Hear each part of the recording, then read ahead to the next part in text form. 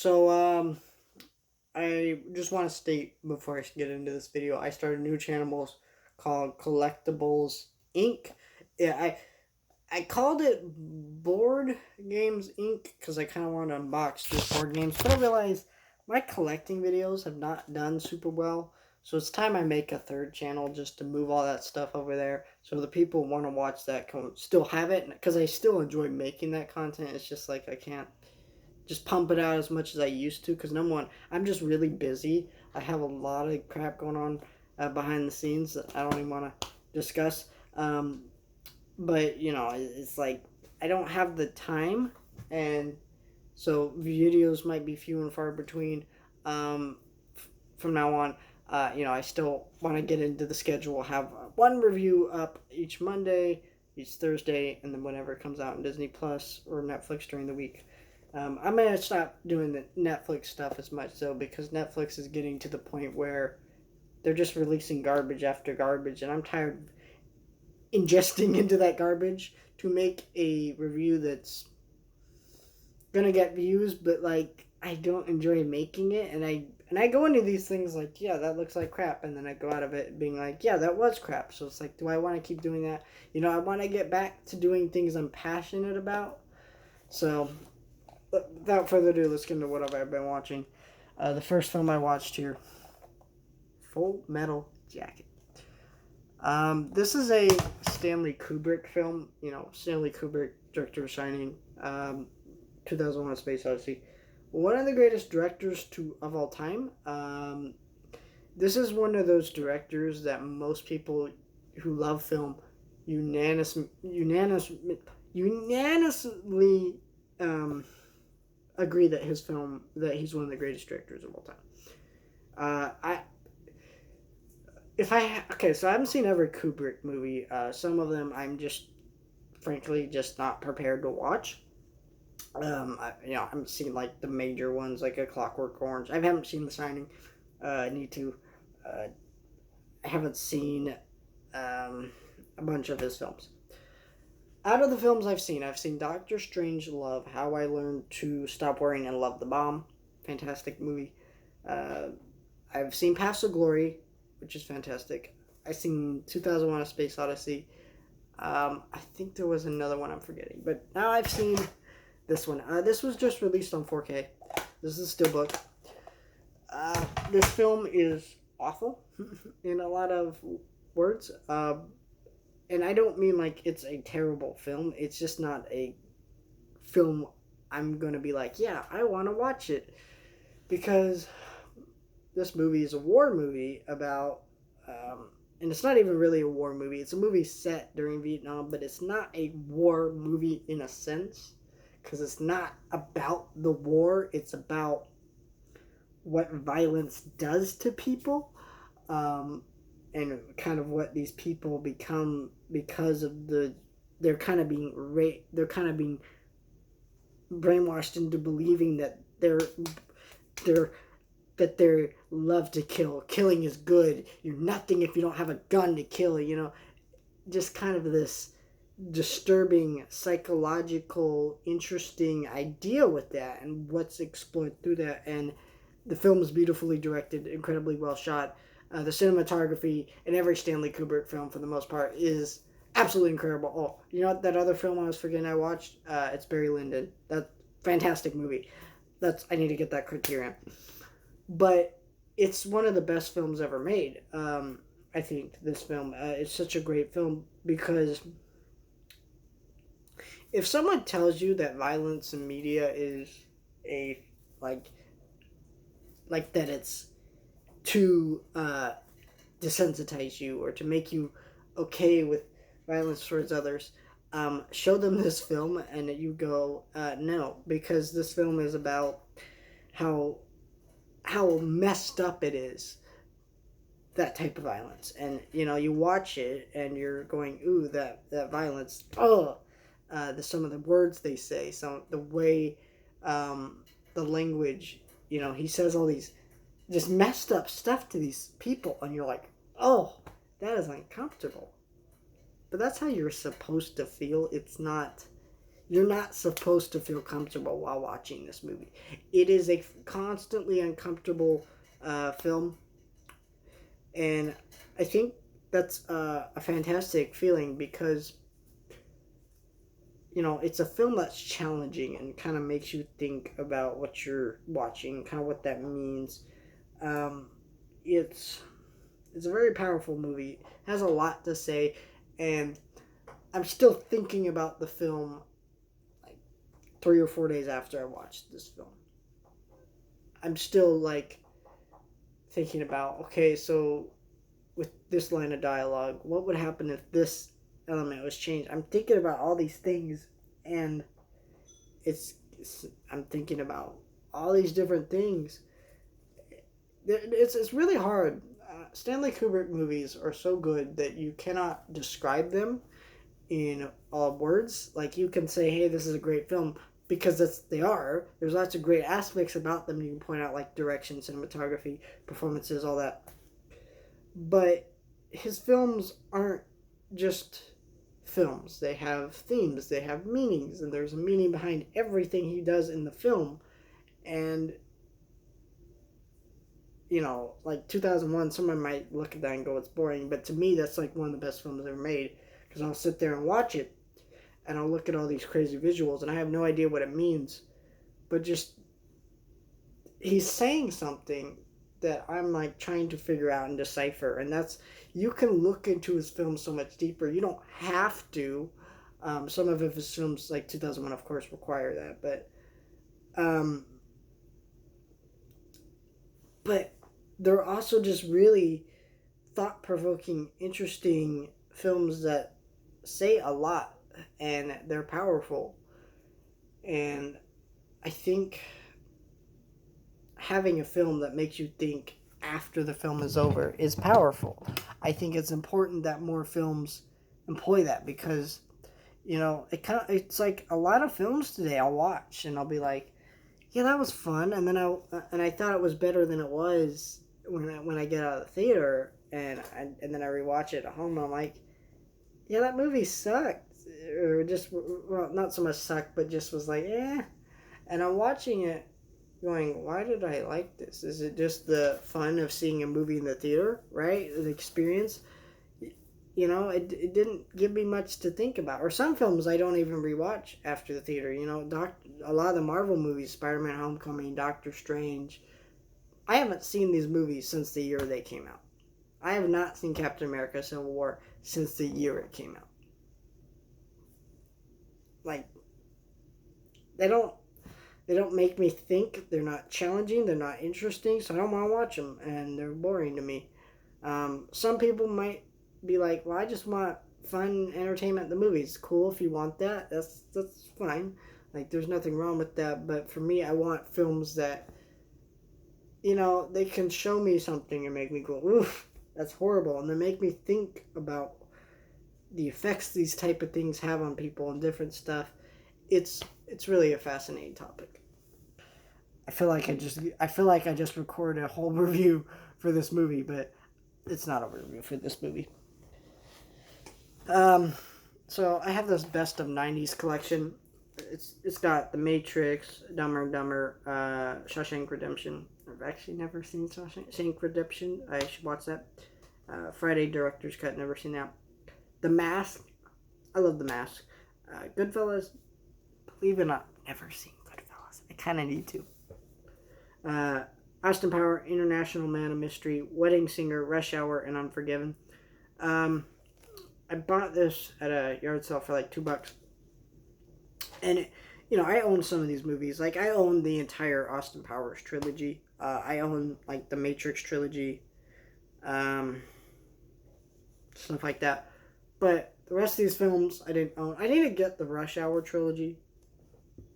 I need to get Goodfellas in 4K and watch it, but, so, like, I mostly got it for Unforgiven, Shawshank Redemption, Friday Director's Cut, Dumber and Dumber, The Mask, and The Wedding Singer.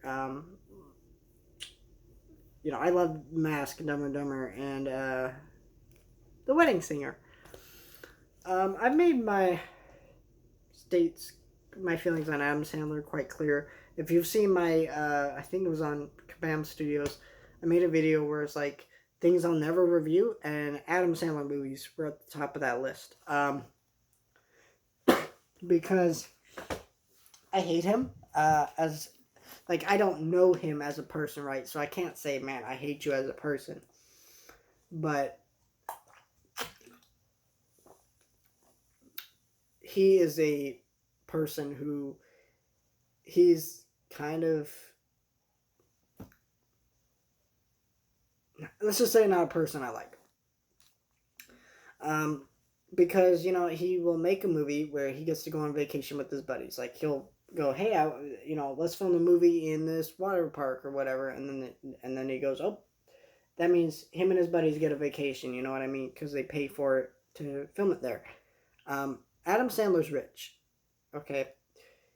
He could make a good movie and then go on vacation. There's no excuse for you making a terrible film and then making people sit through it just so you could go on vacation with your friends. What's wrong with you? Like that's really messed up to me.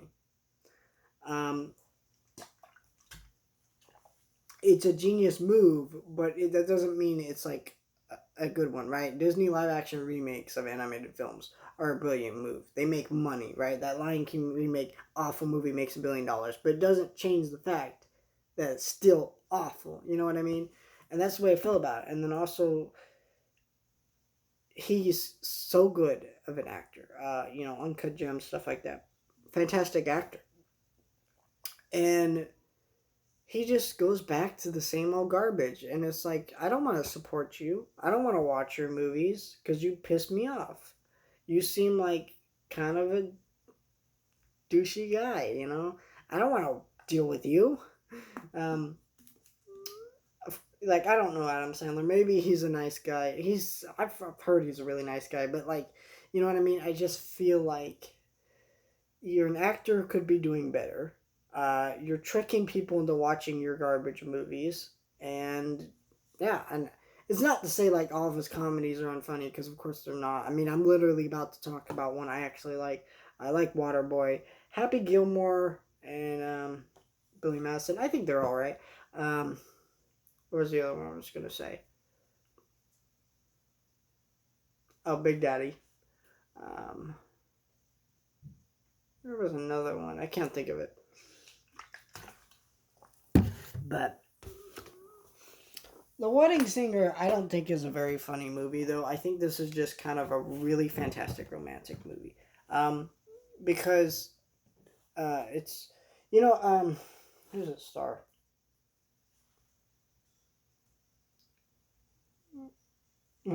I'm forgetting her name. I think is it Kirsten Dunst or whatever?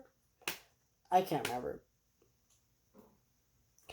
But, the main lead of this film, Adam Sandler, they're fantastic. Like, they work off each other so well. And you believe they have this chemistry, right? The whole movie's kind of predictable. But it's the charismatic leads that really make it fantastic. Because, Adam's really charismatic. He's down in the dumps, but he's still making jokes. He's still having fun. And you can believe that you have two people who are desperate to get married, and they're both not in relationships that are the best. Like, they're just kind of in them because, hey, I want to get married and just be happy, but they just but they're just too dumb to realize that they're actually made for each other, and so that's kind of waiting till that moment. It's like, it's all gonna happen. It's all predictable. Most rom-coms are like this. They're very predictable. You kind of always know how they're gonna go. But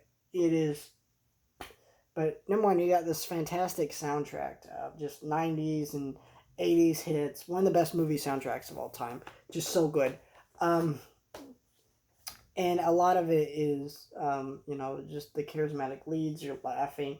And a lot of the funny parts aren't so much like the stuff that's actual jokes. It's more like the fact that that the characters in the movies are laughing, and you're kind of laughing along with them because they're having so much fun. You're having fun, and that's a really fun, great movie. And I think it is a great movie because for what it's trying to be, it's so good at it. And it's just like, yeah, I honestly loved this movie and it was fun revisiting it. But you know, it's not like some masterpiece or anything, but it's still a great movie.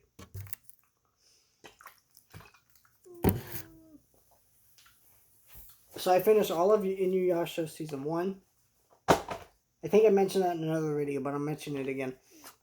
I'm on to season 2, disc 2, and then I'll move on to the last 2 discs and be done with Inuyasha for right now, because season 3 is not out yet on Blu-ray. It's coming out soon, and I'm hoping that it releases pretty soon here, and I'm excited.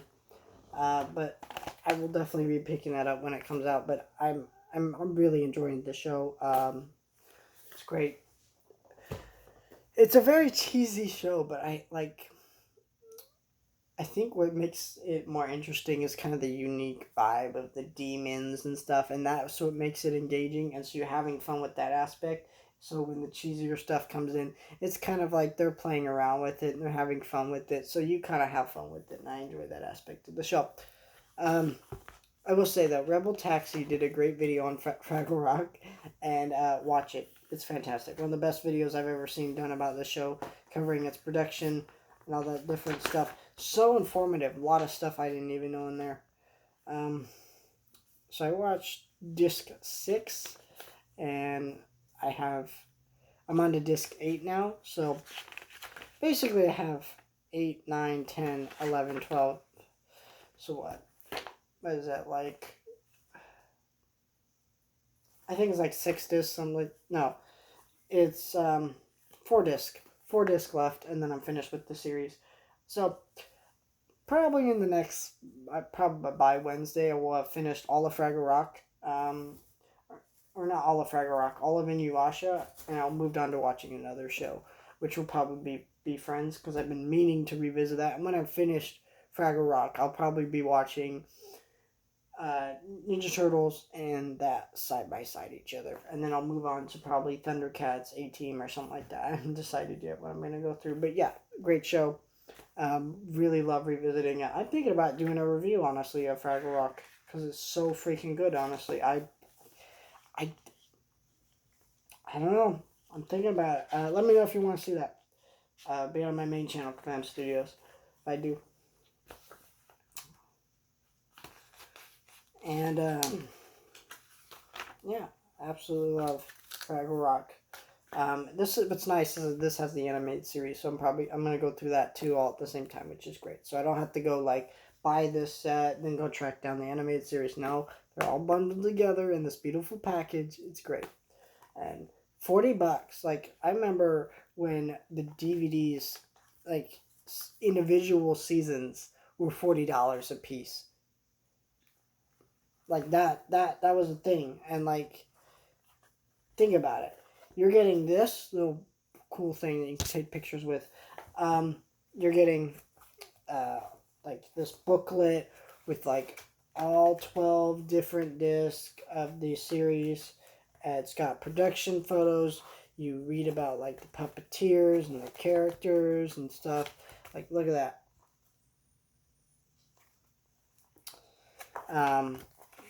Doozers. You get like concept art in here. So much stuff. You get that beautiful picture in the back. It's just beautiful. And then you get this episode guide. And even this has art in it. In the set, you get all this art in this beautiful set.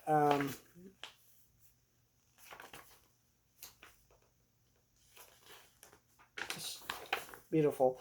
And you get the animated series, just everything Fraggle Rock you could ever want. It's got tons of special features. It's just so good. This series is like 35 years old, and this is the best it's ever looked. It's beautifully done as a set here. Incredible. One of my favorite Blu-ray sets in my collection, because I couldn't tell you, hey, this was coming. No one knew this was coming. But thank you, Sony. Sony actually put that out for doing it, because It's an incredible piece.